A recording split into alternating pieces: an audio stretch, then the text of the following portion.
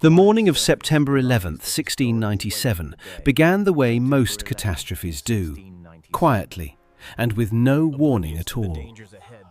On the east bank of the Tisza River, somewhere in the flat Hungarian plain, an army of tens of thousands was doing what armies do between battles: eating, resting, moving equipment, pushing wagons and camels and horses across a bridge of 60 boats that groaned under the weight. The soldiers were tired. They'd been marching for weeks, and the crossing felt like the last hard task before they could finally rest. Nobody was watching the swamp to the east. Nobody thought they needed to. 2 hours' ride away, a 34-year-old commander had just read a direct order from his own emperor telling him not to attack. He set the letter down, looked at his officers, and gave the order to march anyway. By the time the sun touched the horizon that evening, somewhere between 20 and 30,000 men would be dead or drowning in that river. An empire that had dominated this part of the world for 2 centuries would be finished as a military force in Europe, and a sultan would be riding south through the dark, without his treasury, without his artillery, and without the imperial seal that had never once left Ottoman hands.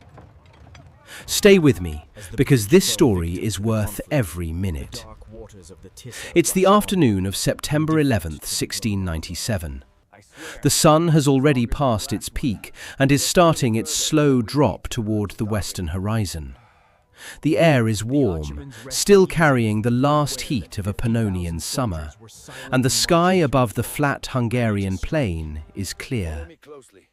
On the east bank of the Tisza River, near the small town of Zenta, what is now Senta in northern Serbia, something extraordinary is happening. Or rather, something ordinary is happening in an extraordinarily dangerous way. An enormous army is crossing a river. Not in battle formation, not with scouts fanned out and cavalry screening the flanks. Just crossing, moving, the way a massive human organism moves when it genuinely believes, that no one is watching. Tens of thousands of men, horses, camels, oxen, wagons loaded with supplies, cannon pulled by teams of animals, servants carrying the personal baggage of senior officers, the royal treasury packed into chests and loaded onto pack animals.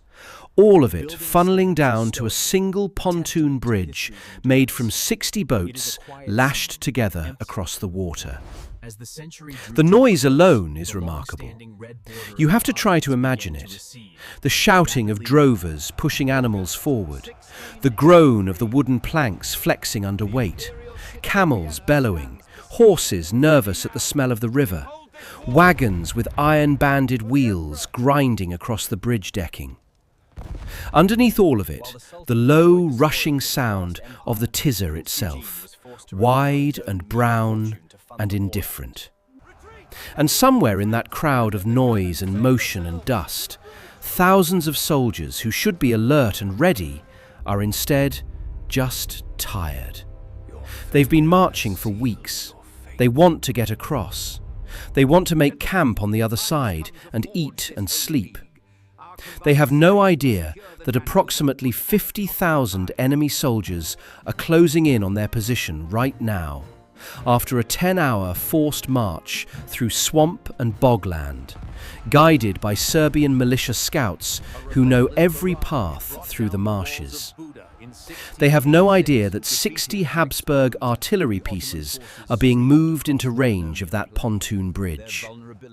They have no idea that the man they are about to fight, a 34-year-old French-born prince serving the Austrian emperor, has already made the decision to attack, in direct defiance of a written order from his own emperor telling him to do exactly the opposite. On one side of this river, the Ottoman Empire, at the height of what it still believed was its own resurgence, commanded by a sultan who had personally won 3 consecutive battles in 2 years, and who was convinced that his presence in the field brought victory. On the other side, a Habsburg force, smaller in number, assembled from a dozen nationalities, led by a commander with an empty war chest who had borrowed money out of his own pocket to pay his soldiers. What happened in the next few hours would be one of the most complete military catastrophes in Ottoman history. It would kill or drown somewhere between 20 and 30,000 men. It would strip the Sultan of his artillery, his treasury, and, most humiliatingly of all, his imperial seal, the physical symbol of his absolute authority, which would end up in Vienna, where it sits in a museum to this day. For the first time in history, an enemy army would hold an Ottoman Sultan's seal in their hands. This battle didn't just end a campaign, it ended an era, and the world that came after it looks nothing like the world that came before. To understand what happened at Zenta, you need to understand the 14 years that led to it. Because this battle didn't arrive out of nowhere. It was the product of one of the longest, most exhausting, and most consequential wars in European history. A war that had started not with some distant diplomatic incident, but with an Ottoman army standing at the walls of Vienna. The year 1683 is where this story really begins. In the summer of that year, a massive Ottoman force under Grand Vizier Kara Mustafa Pasha besieged the Habsburg capital. For 2 months, Vienna held on.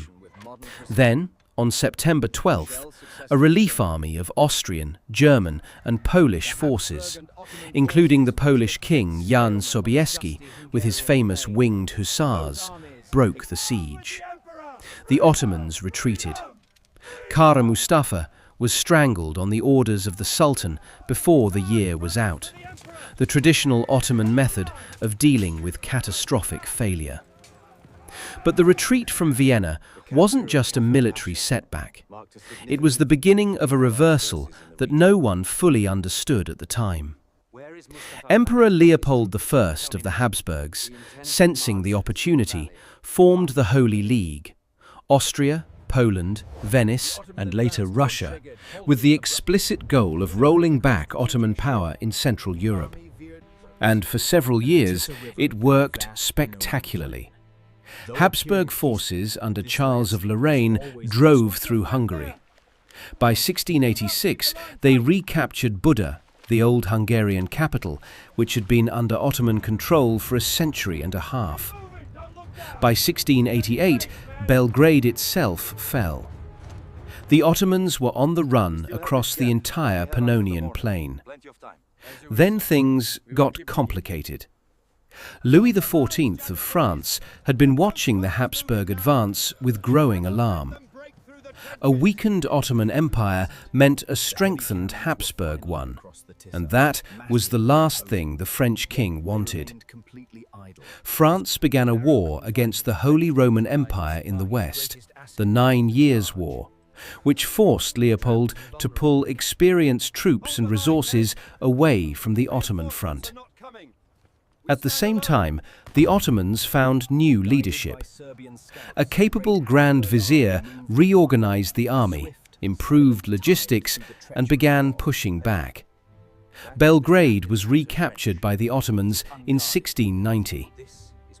The years that followed were grinding and indecisive. The Habsburgs couldn't press the advantage without French pressure on their backs. The Ottomans couldn't quite break through either. The war became a slow, bloody stalemate, punctuated by sieges that went nowhere and battles that solved nothing. Then Mustafa II came to the throne in 1695, and something changed. Mustafa was a different kind of Ottoman Sultan. For decades, sultans had stayed in Constantinople while Grand Viziers ran campaigns. Mustafa broke that pattern.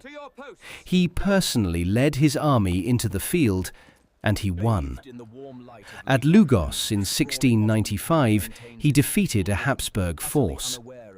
At Ulaş and Chennai in 1696, he won again. 3 consecutive field victories. The momentum had genuinely shifted. On the Venetian front, the Ottomans retook the island of Chios in 1695. The Holy League was under serious pressure. But Mustafa's strategic situation was more complicated than his battlefield record suggested. France, which had been a diplomatic ally and at least a distraction for the Habsburgs, had concluded the 9 Years' War with the Peace of Ryswick in 1697. Leopold now had one less front to worry about. And in 1696, Russia's Peter the Great had captured the fortress of Azov on the Black Sea from the Ottomans. A significant loss that opened Russia's southern flank and signalled that the Ottomans faced pressure from the east as well. Mustafa needed a decisive victory.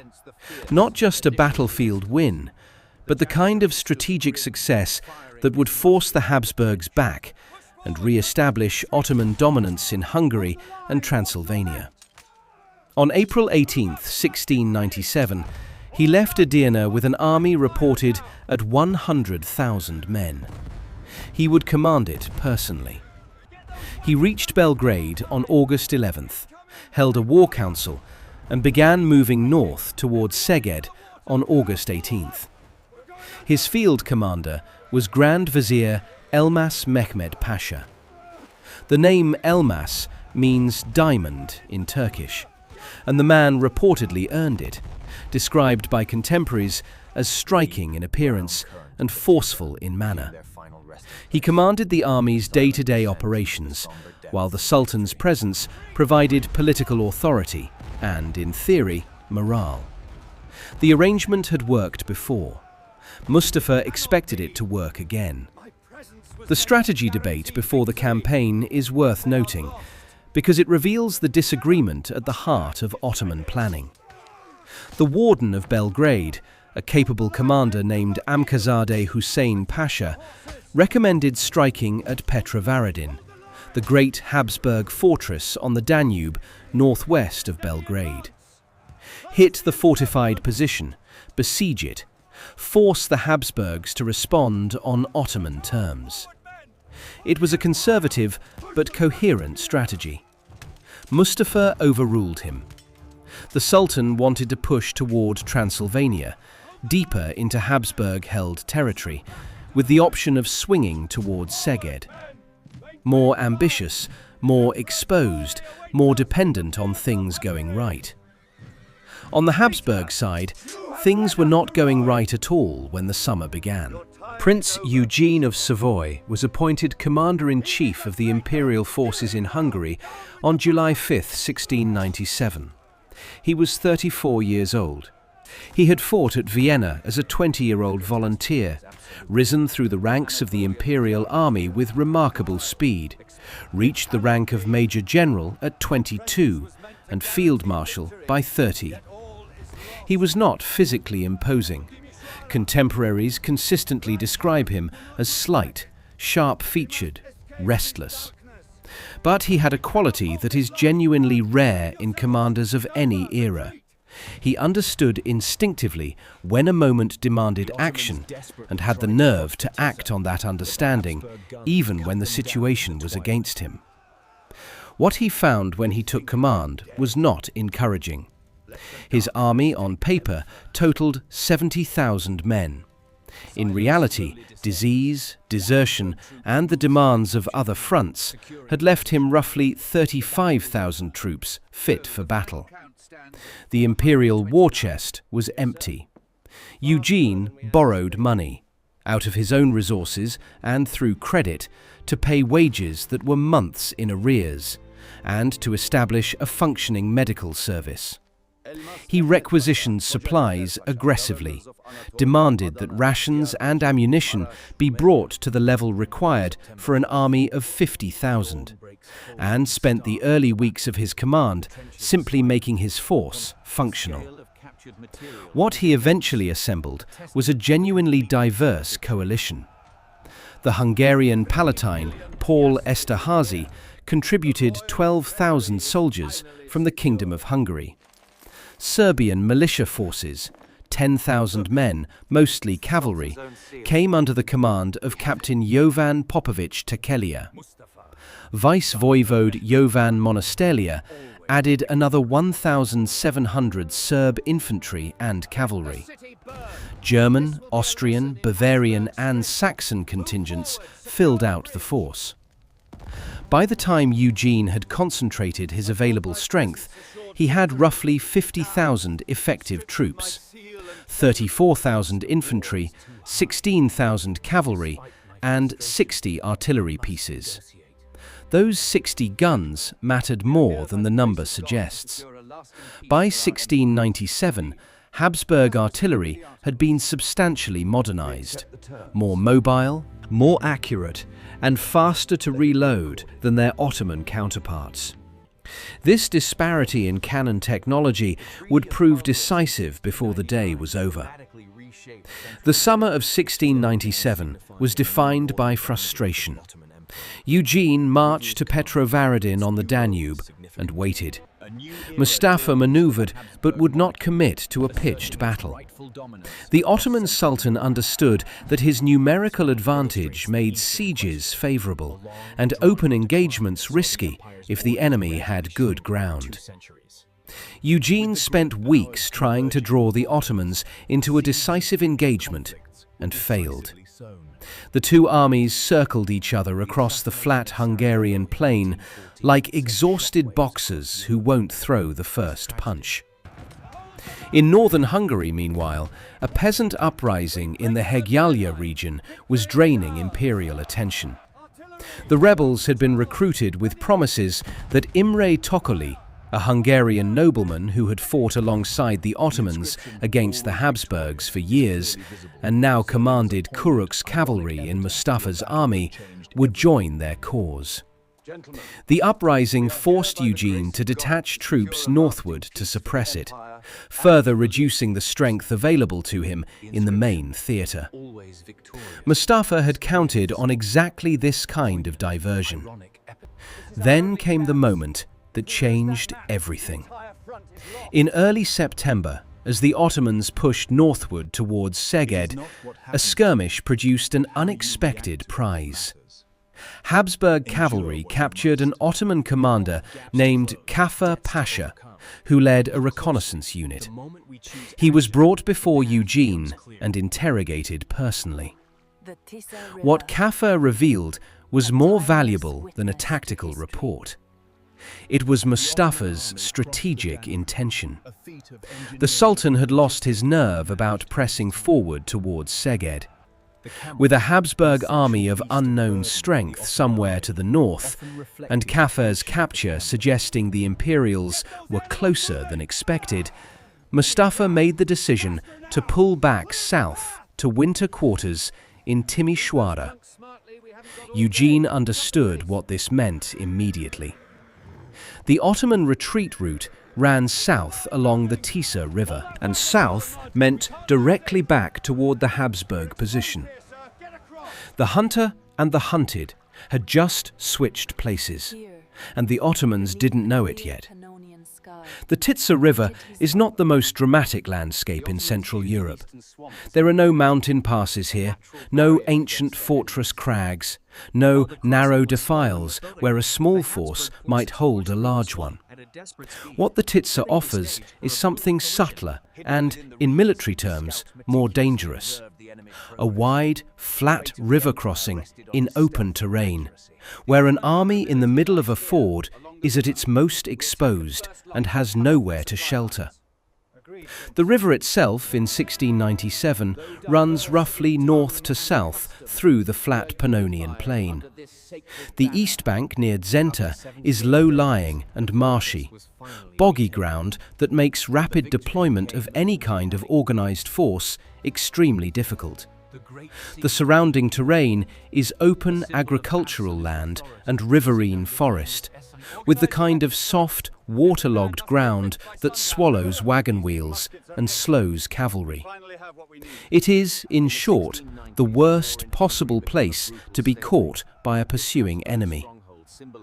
The Ottoman crossing point near Zenta had been established using 60 boats lashed together to form a pontoon bridge, a standard military engineering solution for a force this size. 60 boats sounds like a lot. It isn't. For an army of this scale, moving with its full complement of artillery, baggage wagons, livestock and camp followers, a 60-boat bridge is a bottleneck. It controls the speed of everything.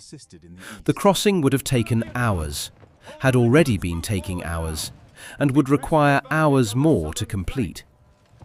The Ottomans had taken some precautions on the east bank.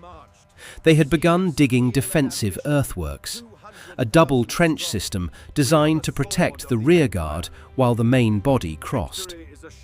This was standard practice. The inner trench was the main defensive line, with the infantry deployed behind it. The cavalry was positioned in the space between the two trenches, ready to counterattack. The outer trench was meant to be the first line of resistance. The problem was that they hadn't finished it. A substantial section of the outer trench had not been dug. The gap was large enough for cavalry to pass through. Ottoman historian Mehmed Aga, who was with the Sultan's party and documented the events in detail, records this as a critical failure of preparation. An army that believed it had more time than it actually did. The unfinished trench was not the result of incompetence so much as confidence.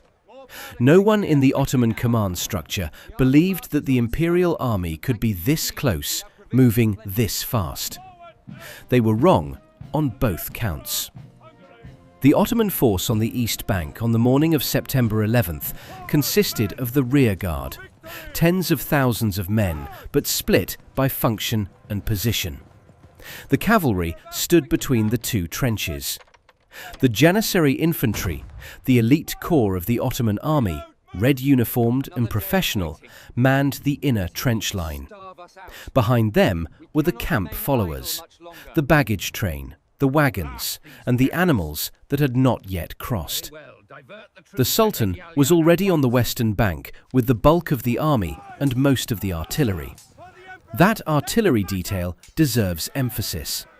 The Ottomans had brought approximately 200 cannon on this campaign. It was a formidable arsenal. But the standard Ottoman practice on a river crossing was to move the heavy guns first.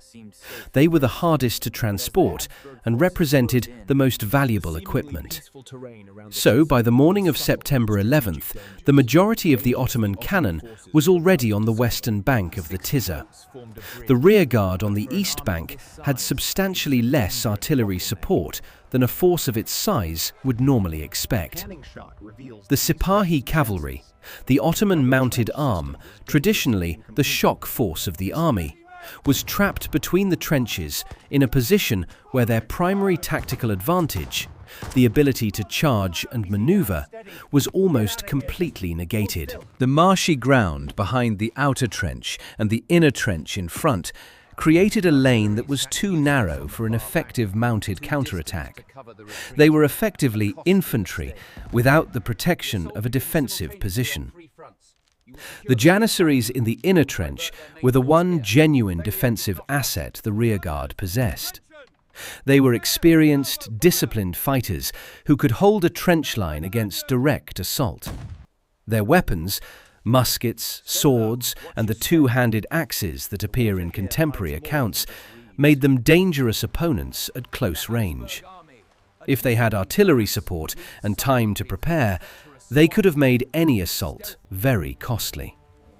They had neither.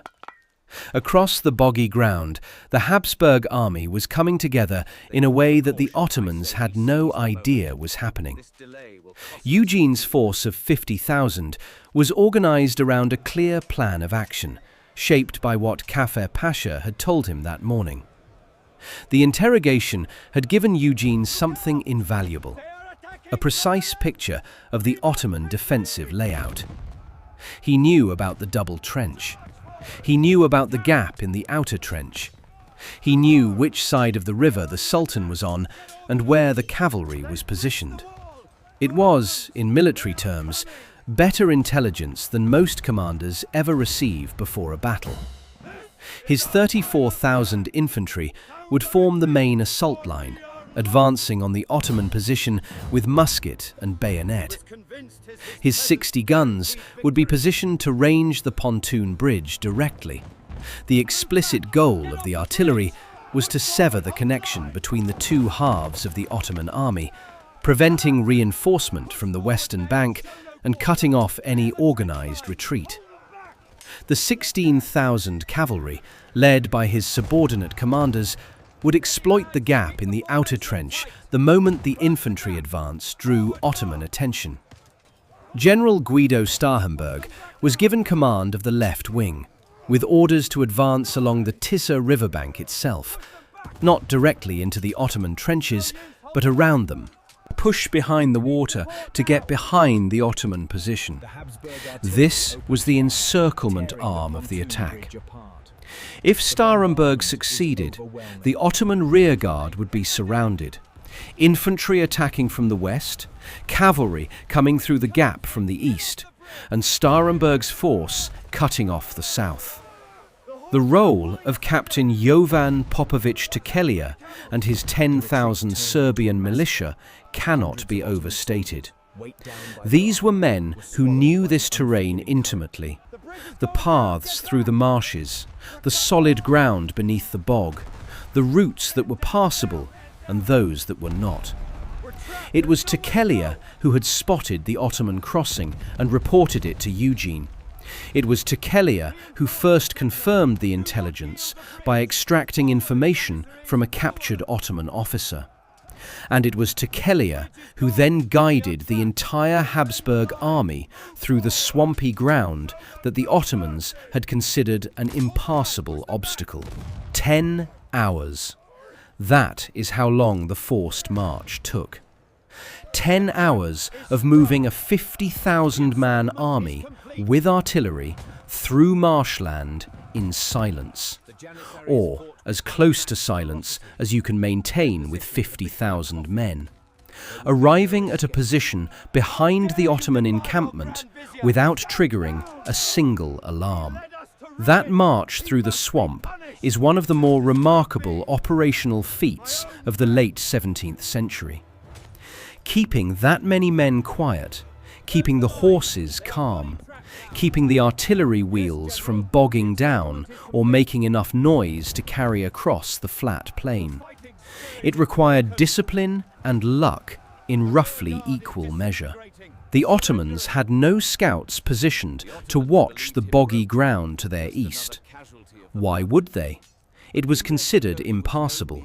There is one more thing to understand about Eugene's decision to attack, because it colours everything that follows. A courier had arrived from Vienna that morning carrying written orders from Emperor Leopold himself. The orders were explicit.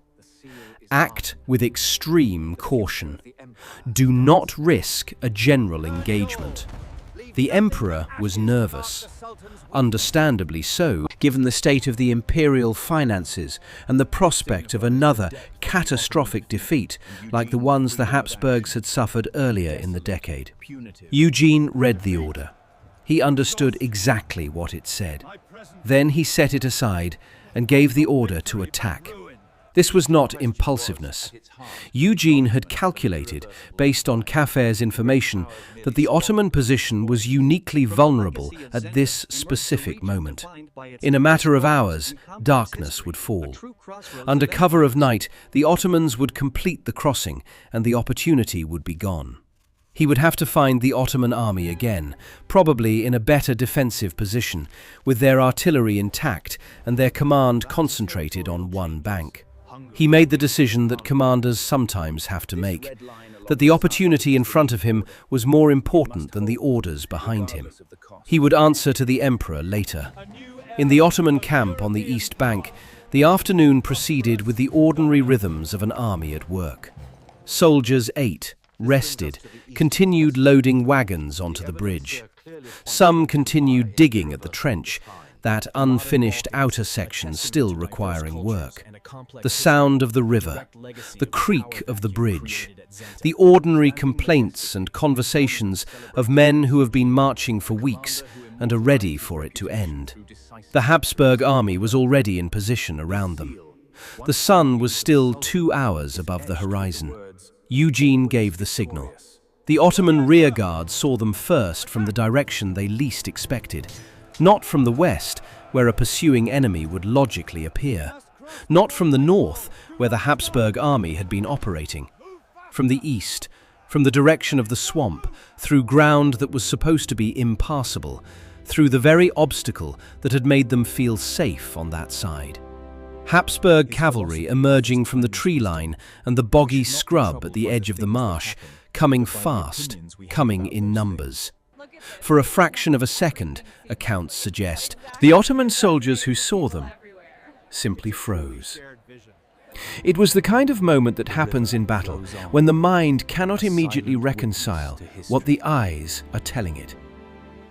Then the alarms went out. The Ottoman military band, the meter, crashed into sound almost immediately. Kettle drums, clarinets, cymbals, trumpets. It was the standard Ottoman tactical signal system, the military music that directed troops, communicated orders across the noise of battle, and was also understood to raise the fighting spirit of the army. The sound carried across the flat ground and the river both. The Sultan, on the western bank, would have heard it. On the bridge, everything changed at once. The crossing that had been proceeding in one direction, east to west, soldiers moving from the rearguard position towards safety, was suddenly interrupted by Mustafa sending riders back across to reinforce the east bank position. Two flows of movement, going in opposite directions, on a bridge of 60 boats that could barely handle one-way traffic under normal conditions. The collision of those opposing currents of men and horses and panic created a bottleneck that would become a killing ground within the hour. Eugene's cavalry hit the gap in the outer trench at almost the same moment the alarm went up. The unfinished section, that gap the Ottoman engineers had not yet closed, was exactly where Kafer Pasha had said it would be. Habsburg horsemen poured through it, swinging left and right, driving the Sipahis, who were deployed between the two trenches, into confusion. The Sipahis had no room to build up the kind of momentum a cavalry charge requires. They were penned by the inner trench on one side, and now enemy horsemen were pouring in from the gap behind them. The Habsburg infantry advanced from the west in a broad line, muskets levelled, moving at the regulated pace of late 17th century European infantry doctrine. Not a run, but a deliberate, controlled advance that maintained formation and allowed for volley fire. The Janissaries behind the inner trench opened fire. The Imperial infantry took casualties and kept coming.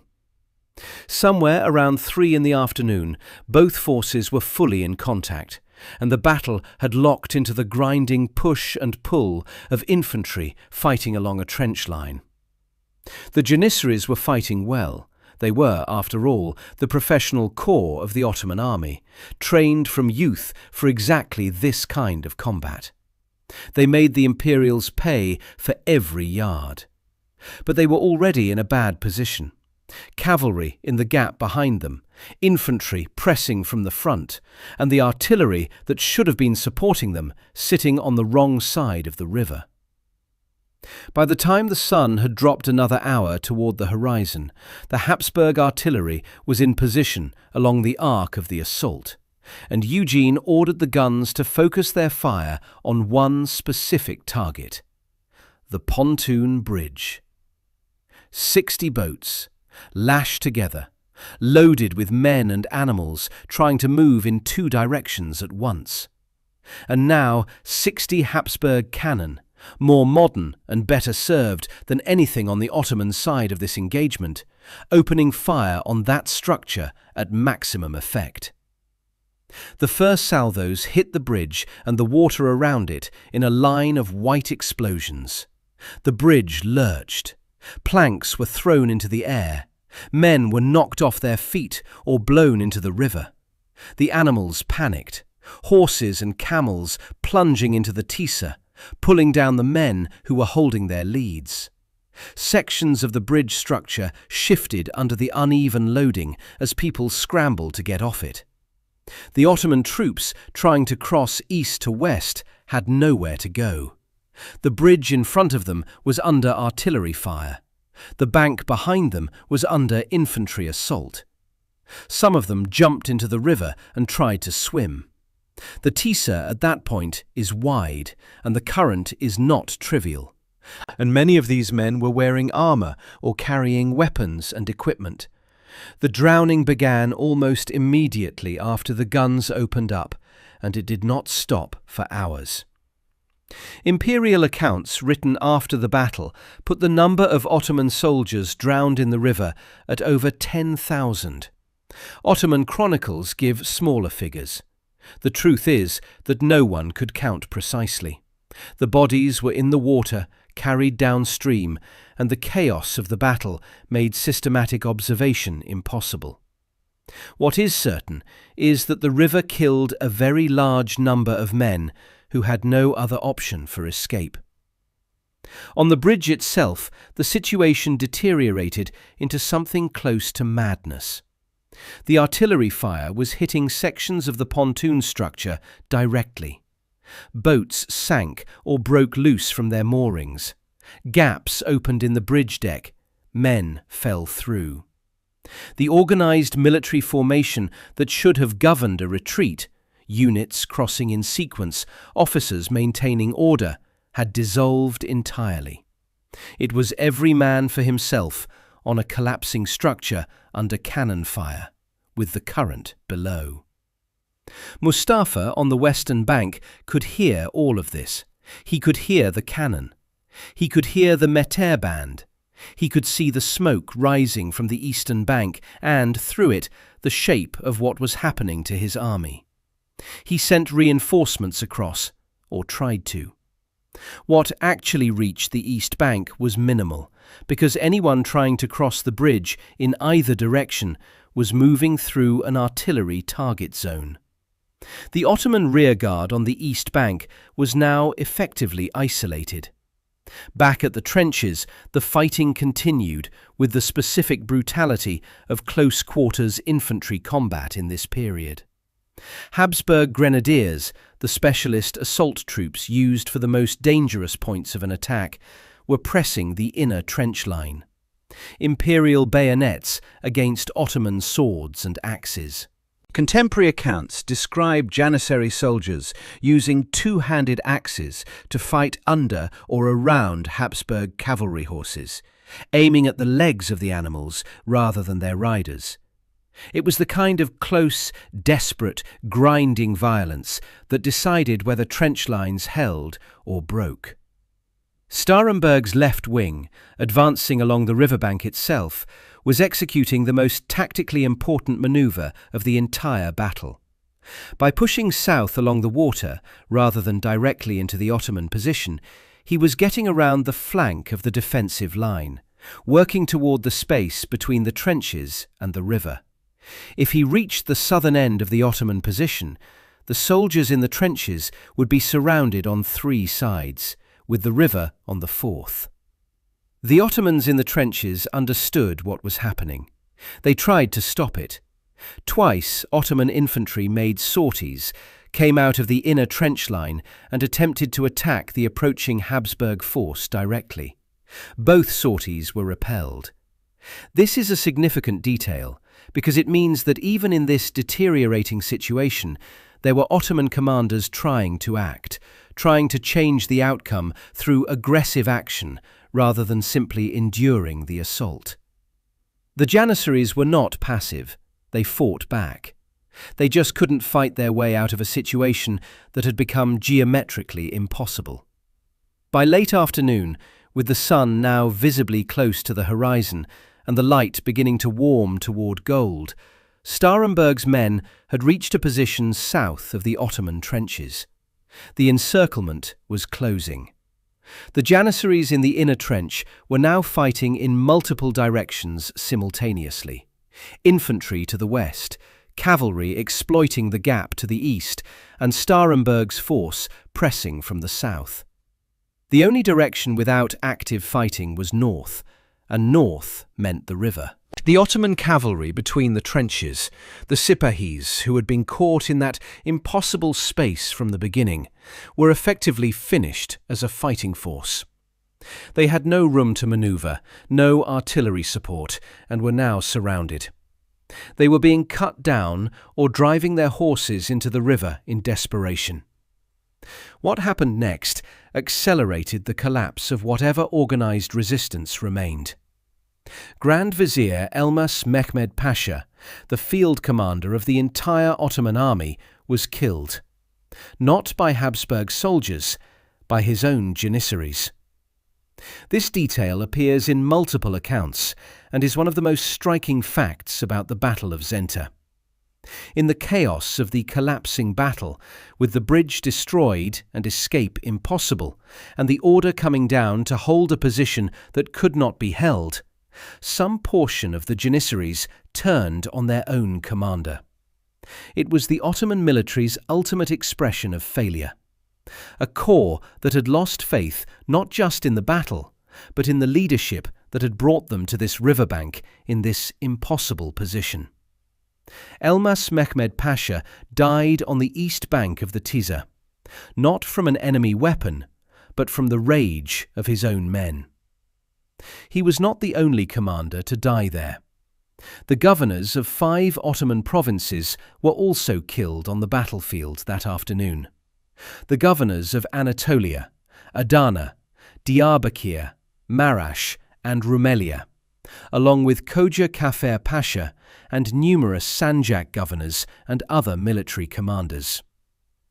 The administrative and military leadership of the Ottoman Balkans was, in effect, annihilated in a single afternoon on the east bank of a river in the flat Hungarian plain. The Sultan was watching all of this from the western bank.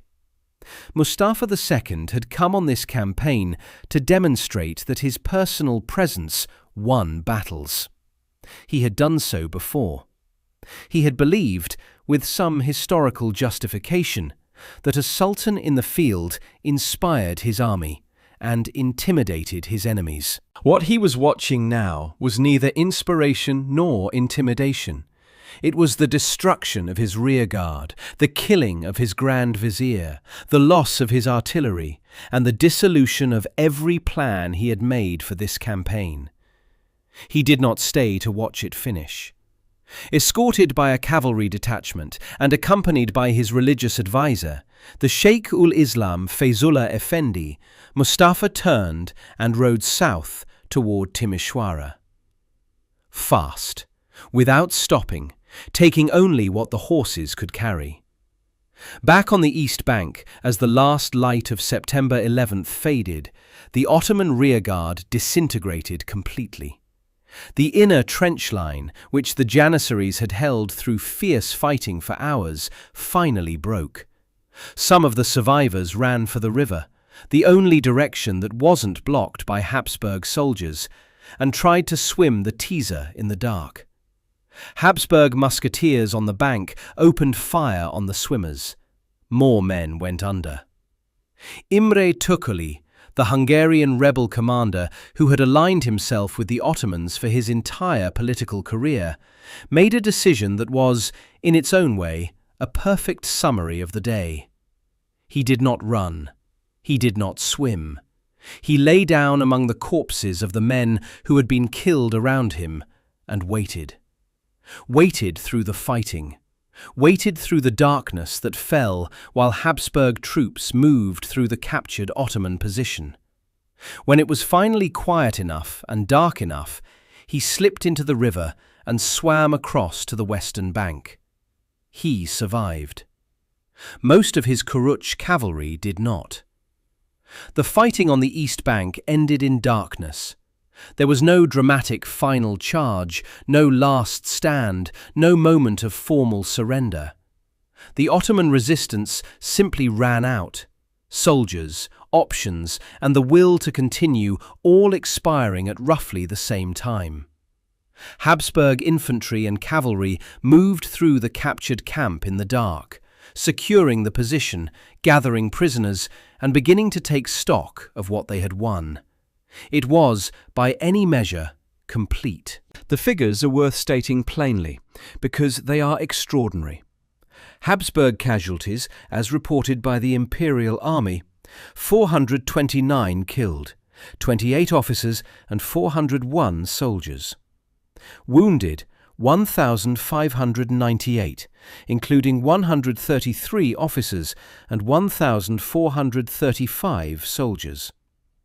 For an engagement involving 50,000 men on one side and somewhere between 40,000 and 80,000 on the other, these numbers are startling. They reflect the degree to which Eugene's attack had caught the Ottoman force in a position so vulnerable that effective resistance was largely impossible before the battle had truly developed. Ottoman casualties are harder to pin down precisely, and it is worth being honest about that uncertainty. Modern historians estimate that between 20,000 and 30,000 Ottoman soldiers were killed, drowned, or severely wounded.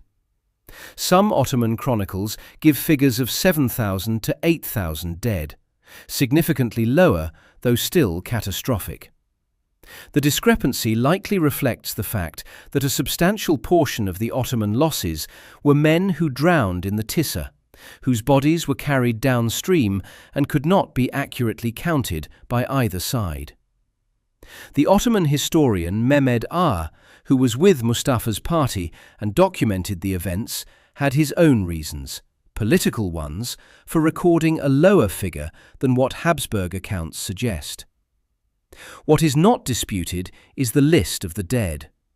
Grand Vizier Elmas Mehmed Pasha, Koça Kafer Pasha, the governor of Anatolia, Mısırlizade Ibrahim Pasha, the governor of Adana, Fazlı Pasha, the governor of Diyarbakir, Kavukçu Ibrahim Pasha, the governor of Maraş, Yunus Pasha, the governor of Rumelia, Küçük Cafer Pasha. Numerous Sanjak governors and senior military commanders whose names didn't all make it into the surviving records. These were not just battlefield deaths. These were the men who administered and commanded the Ottoman presence in southeastern Europe. Losing them in a single afternoon was an institutional catastrophe that would take years to repair. Dawn on September 12th revealed the full scale of what had happened on the east bank of the Tisza. The battlefield was the kind of scene that soldiers and historians describe in similar terms, regardless of the era. The trenches filled with dead, the riverbank lined with bodies, the water still carrying some of the drowned downstream in the early light. The remains of the pontoon bridge sat partially sunk in the river, sections of it broken away from the main structure, boats loose and drifting. The camp itself, the vast Ottoman encampment that had spread across the east bank, was intact, which, in its own way, was more striking than a field of ruins. This wasn't a camp that had been fought over and burned. It had been abandoned by an army that stopped existing too quickly to destroy what it left behind. The inventory that Habsburg soldiers and officers compiled in the following hours reads like the manifest of a small city. 87 cannon, 9,000 baggage carts, 6,000 camels, 15,000 oxen. The royal treasury, a chest containing 3 million piastres in cash. Ammunition, food stores, equipment, personal property of senior officers, the entire logistical apparatus of a 100,000-man army. And then the seal, The imperial seal of Sultan Mustafa II was found among the captured material. It had never been taken by an enemy force in all of Ottoman history. The seal bore an inscription in Arabic script: Mustafa, son of Mehmed Han, always victorious, along with the year of his accession in the Islamic calendar. Eugene set it aside personally to present to Emperor Leopold, which he did. Today, it sits in the Museum of Military History in Vienna. The aftermath of the battle gave Eugene freedom of action across a wide area of Ottoman-held territory. The main Ottoman army, the forces that had been on the western bank when the battle happened, scattered south toward Belgrade, without artillery, without effective command, and without any serious prospect of mounting a counter-offensive before winter. Eugene did not pursue them directly. Instead, on October 22, 1697, he led a raiding force into Ottoman Bosnia and sacked Sarajevo. The sack of Sarajevo was a deliberate political and military signal. It demonstrated that with the Ottoman field army scattered and its senior commanders dead, there was no organized Ottoman force capable of protecting any territory in the region. Bosnia, which had been an Ottoman province for over 2 centuries and a base of operations for campaigns into the Balkans, was now effectively open to Habsburg forces. Eugene was telling anyone who needed to hear it, Mustafa, the Ottoman court in Constantinople, the European powers watching from the sidelines, that the strategic situation had fundamentally changed. Mustafa reached Timișoara and eventually Belgrade, stripped of almost everything that had defined his expedition. No treasury, no artillery, no Grand Vizier, no imperial seal. He had left Edirne in April with 100,000 men and the intention of reconquering Hungary. He arrived in Belgrade in autumn with a scattered army, a ruined reputation, and the knowledge that he had to either negotiate or face another campaign that would be far harder to mount than the one that had just ended in catastrophe. He chose to negotiate. Within months of the battle, both sides sent representatives to begin peace talks. The negotiations opened on November 13, 1698, in the small village of Sremski Karlovci, then called Karlovic, on the Danube near Belgrade, under the mediation of English ambassador William Paget and representatives from the Dutch Republic. What followed was 72 days of negotiation, during which something happened that would have been almost unimaginable 10 years earlier. The Ottoman Empire sat at a table with a coalition of European powers and acknowledged, formally and explicitly, that it had lost. The Treaty of Karlovic was signed on January 26, 1699. Its territorial provisions reshaped Central Europe. Austria received Hungary, nearly all of it, except for the Banat of Timișoara, along with Transylvania, Croatia, and Slavonia. Poland recovered Podolia and the southern Ukraine. Venice received Dalmatia and the Peloponnese. Russia, in a separate treaty concluded the following year at Constantinople, kept Azov on the Black Sea. In total, the Ottoman Empire ceded roughly 100,000 square miles of territory. In 3.5 centuries of expansion in Europe, from the 1350s through the 1680s, the Ottomans had never before given back substantial territory under a negotiated peace. Karlovic was the first time. The Sava River became the new northern boundary of the Ottoman Empire. Bosnia, which had been the launching pad for Ottoman campaigns into the heart of Europe, became a border province, the edge of the empire rather than its forward position. The treaty established the Habsburg monarchy as the dominant power in Central Europe. Austria's acquisition of Hungary and Transylvania, approximately 60,000 square miles, gave Leopold's empire the territorial and demographic weight it would carry into the 18th century. The Austria that emerged from Karlowitz was a different entity from the Austria that had barely held Vienna in 1683. It was now a major European power in the full sense, capable of projecting force across a wide region and holding it. For the Ottoman Empire, the consequences ran deeper than territory. The loss of these lands represented the end of a 4-century pattern of expansion. Historians have argued, with good reason, that the Eastern question, the diplomatic problem of what to do about an empire in slow but irreversible decline, effectively begins at Karlowitz. The Ottomans would fight more wars, win some battles, and even recover some small territorial losses in subsequent decades. But the direction was established at Zenta and confirmed at the negotiating table. The empire would not grow larger in Europe. It would, over the next 2 centuries, grow steadily smaller. The power vacuum this created in the Balkans became one of the defining problems of European politics for the next 200 years. Austria and Russia both moved to fill it. Their competition over the dying Ottoman position in southeastern Europe fed the tensions that would eventually produce the assassination at Sarajevo in 1914 and the chain of events that followed. The Battle of Zenta did not cause the First World War, but it set in motion a process of Ottoman retreat and European competition over the resulting space that runs in a legible line from the banks of the Tisza in 1697 to the summer of 1914. Eugene of Savoy's reputation after Zenta was, in a word, transformed. He had been a promising commander before September 11, 1697. He was a European celebrity after it. The victory was discussed in every court on the continent.